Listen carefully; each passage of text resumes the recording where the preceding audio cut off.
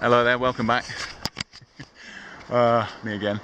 This is day 4 of the M Traverse in the High Atlas Mountains in Morocco. Just to give you a brief note, I've just come from, I've just arrived. That's just the beginnings of the village that you can see over there on the sort of cliff faces of Ent Ali in Leto. Hope I've pronounced that right. It's taken us about 3 hours, but we've come from that direction. All the way from Ichbakan, which I stayed the night in. It was labelled as a gurt, but it was kind of nasty, to be honest. And I didn't really like the whole town. Something was wrong with the atmosphere there.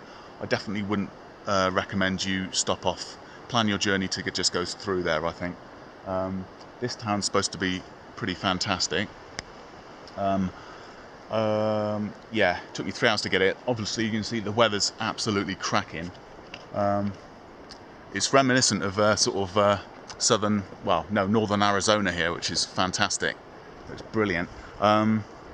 Yeah, day 4, what can I tell you about it? The river, the Tessa Out River, which is this one here that we're just about to traverse for the, I don't know, the 6th time today.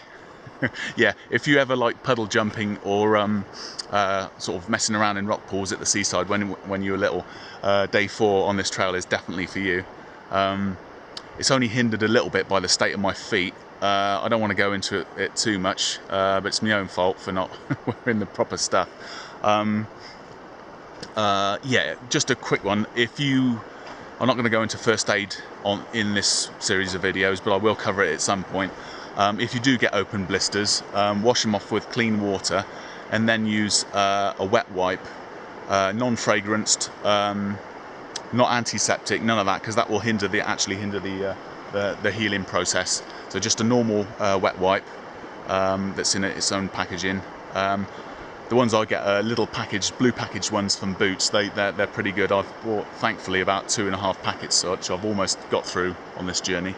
Yeah, just clean them off and then leave them to air if you can overnight, even if they are open wounds, so they'll heal quicker. But if you can't, just put some plasters in, cover the actual wound area. What I've been doing, I've put fresh plasters on in the morning, and then I've just put a shrink wrap sort of bandage round it just to cover it. Obviously the first time we went through the river, they got soaked and all that, but that's basically just to protect them from major dirt and those nasty little sharp stones in there that get through my my little footwear there. Anyway, what else? Yeah, from this village it's about, they say that my guidebook says it's about 2.5 hours to the end of the trail, which is in Et Allah. And I'm going to try and do that. I don't think it's impossible for me to walk, even with my feet, in the 2.5 hours, basically before sunset. It's about, it's only 1:30 now. Even if I stop off for an hour here for lunch, and I think it's best that I have lunch today, because I felt knackered for not doing it yesterday. But yeah, anyway, I'm just going to quickly run you through we'll see a little bit of the village, hopefully. Yeah, I'm always going a bit gingerly. If you're traversing a river, you're not sure of the depth, point towards upstream and just feel very carefully with your feet and just move slowly. All of the river up here, by the way, it's not been deeper than, I'm about 6'3" in height, and it's not been deeper than just before my knees. So you've got families who've got nothing to worry about. Just, little ones, hold hands though if you're going to cross. I have no idea how to get to the actual. I'm just going to follow this track down here and go in. I'm just going to cross over here one more time. Hopefully this looks a bit deeper here. You can tell. By the way, any boulders like that, in front of those boulders, it's going to be a lot deeper because the water is actually dug out a pit. So always tread behind them. And this is where you see me disappear into the water. Yeah, like I say, it's not even knee deep.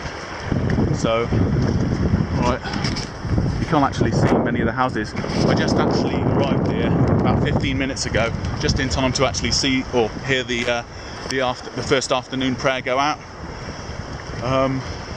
It was a bit of a relief, to be honest, to actually hear that I was near the village, because I thought, with the state of my feet, that I was actually at least another hour away. Anyway, I'm going to shut up and just show you a little bit of what I can.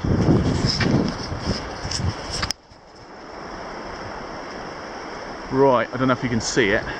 Right there, that colourful little tower, tiny little thing, decorated in peach and sort of like a mint diamonds on it. That's the top of the mosque. And these fantastic, I mean, all these buildings look like they're actually mud bricks, but they are stone and somewhat a mixture.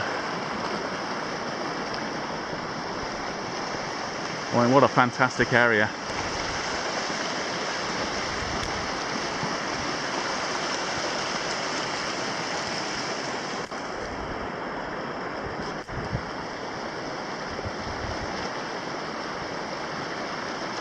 Right, I'm going to leave it there for now.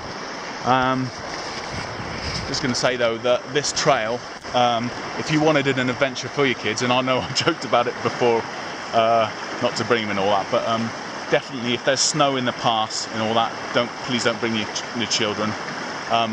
It could have been a little bit dangerous yesterday. I think it was yesterday.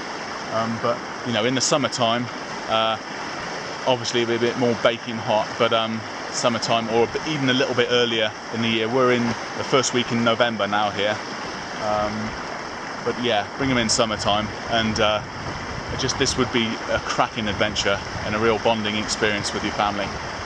Just the scenery alone, the changing of the scenery is just fantastic.